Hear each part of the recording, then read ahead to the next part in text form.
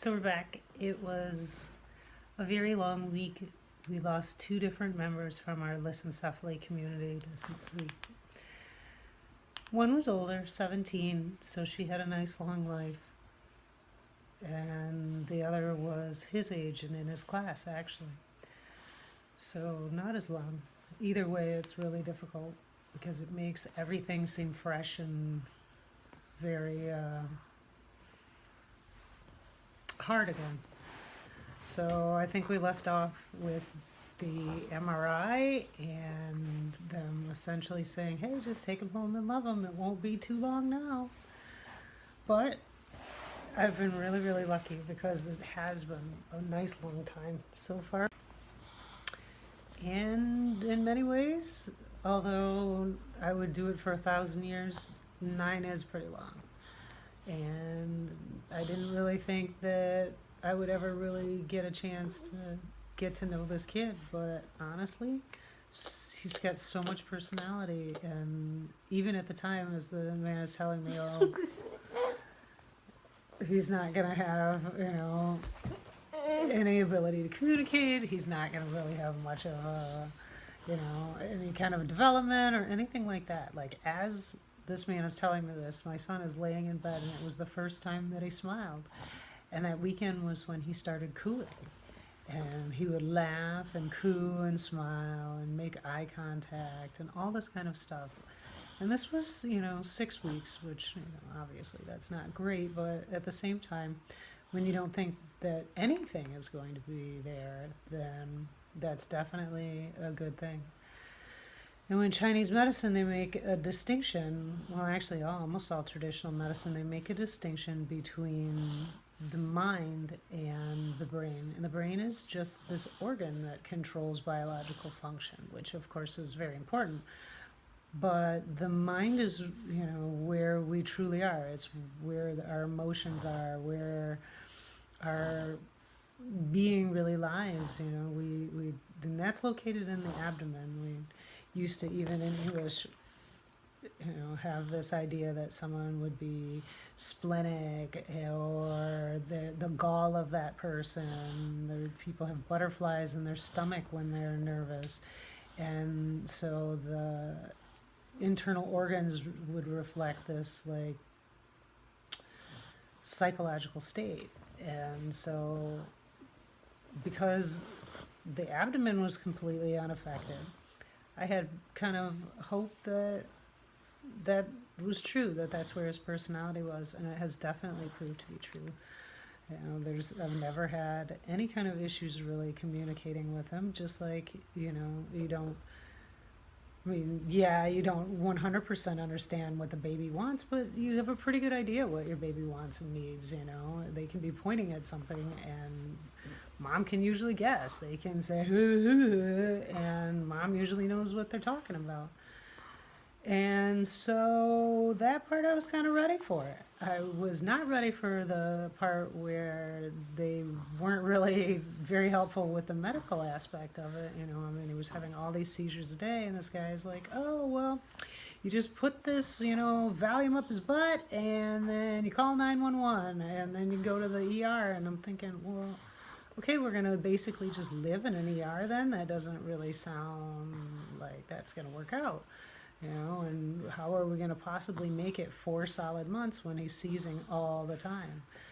And then, the next question was, okay, well, where do I bring him? What's the step in between a pediatrician and the neurologist? Oh, no, the pediatrician's fine. And it turns out, no, there is a step in between. It's called a developmental pediatrician who handles developmental disabilities. And is kind of like a bridge between the regular pediatrician, who's just sort of a shot monkey, and the neurologist, who basically only deals with the brain. There's lots and lots and lots of other things that happen in between the two, so it was probably about 6 months before I actually got that person on board. So in between, we were fairly miserable because this guy, the neurologist at the time, said that, well, it's a static condition, so, there's not really anything we can do, and, You know, I mean, we're not really all that interested in the case because, again, it's static. There's not, you know, there's nothing we can do for you. And I was thinking, well, you could kind of try to control the epilepsy. You know, what about the ketogenic diet? Oh, well, nobody wants to eat whipping cream and sticks of butter, so, you know, that's not a thing. Well, okay, what if we send his, you know, his blood work and all the genetic stuff out to this other guy who this is his specialty, he's on the other side of town. Well, why would you want another opinion? You know, already told you there's nothing we can do. Plus, he's probably just going to fall apart at the 3 month mark. Is that that point they go from everything being, you know, reflex to the brain having to do the work, and obviously that's, you know, that's when he'll fall apart. You know, and so, you know, I'm pretty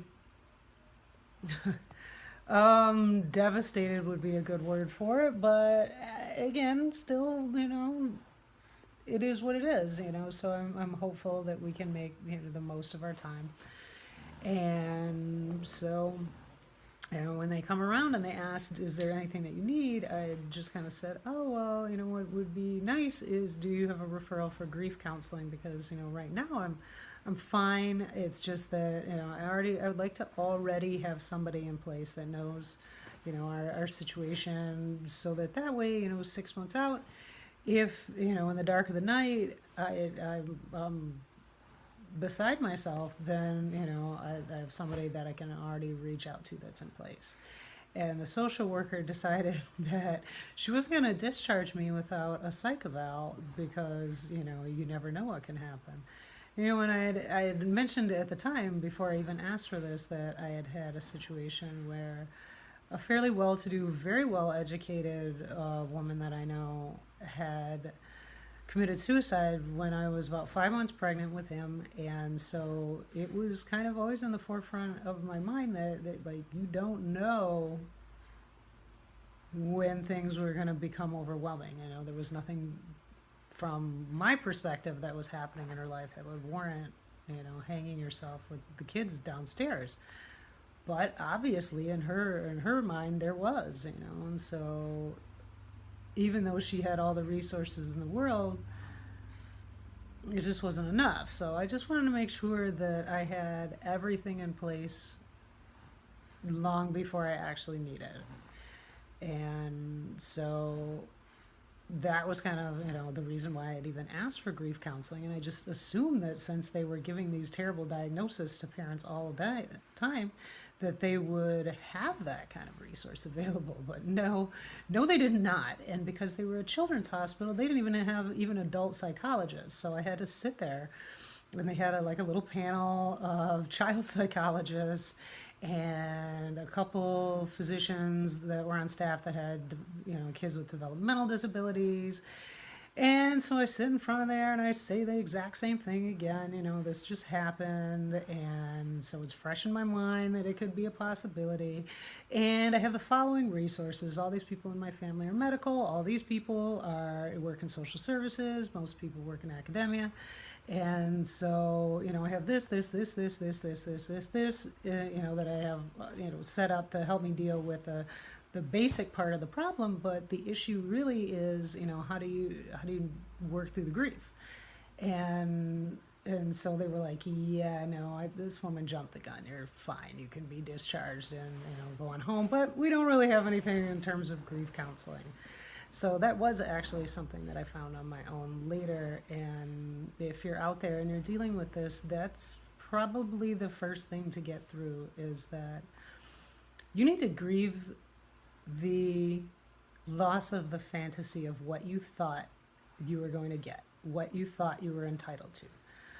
Because there's nothing promised, and, you know, you can either spend your whole life, and this applies for typical people as well, kind of, you know, expecting that your kid is going to be this extension of you, and that they're going to go to a certain school and marry a certain person and live in this place and do all this and da da da da, and that may or may not ever happen, and it's not really up to you anyway. You don't really have any control over that. And so it's really important to be honest with yourself, because you're not actually grieving the loss of the child. The child's right there. But you don't want to waste all their years mourning for your fantasy when you could just grieve that and get over that. And so that I really felt, for the most part, I got over very quickly. Within 6 months or so, I had kind of gotten over that part, and of course, whenever one of these children pass away, then it, it's not, I grieve for the loss of them, but I don't grieve the loss of my son. I get worried that the time will come sooner rather than later, but it makes me want to hug him closer and makes me want to enjoy our life all the more.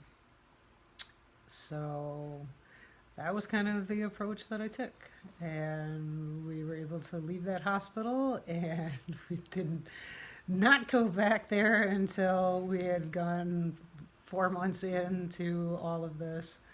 And we did I think one more clinic with this guy before I actually did consult this other neurologist and geneticist that had a lot more information, and through like a convention on microcephaly. And he basically said, I can't believe you would allow a fellow or med student to handle, such a complicated case. They're qualified to basically wear a paper hat and say, hi, welcome to McDonald's, how can I help you? And no more. They can't even write a script for you. You need to find a real neurologist. You need to find a real, developmental pediatrician. You need to do this and that. And so, and he also was like, seizures can be completely controlled with this malformation.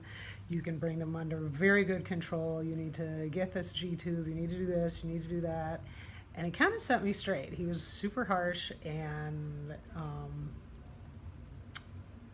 it made me, I felt really bad for accepting the first guy's opinion.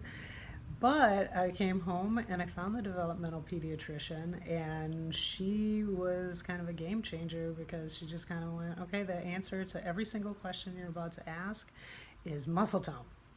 Why can't he poop? Muscle tone. Why is there all this reflux? Muscle tone. Why is, every single thing. Why can't they control their temperature? Muscle tone. All of the answers came down to that. And she was like, think about it. You have smooth muscle, you have cardiac muscle, and you have skeletal muscle. And so if you can't control the tone, then each one of these things is going to be affected. So people are going to always try to sell you something. And unless it addresses the issue of muscle tone, ask them to see efficacy, so proof of efficacy. And more than likely, they won't be able to show it to you. And so then you maybe need to consider whether or not that's something that's even worth it, because it's not going to solve your problem. It could make it much, much worse, but it's not going to solve it unless it addresses this issue. And so, she sent me out of there with a suction machine and a whole bunch of laxatives, and just trying to convince me to do the G-tube, and I wasn't quite ready for that yet, but that's another subject. And and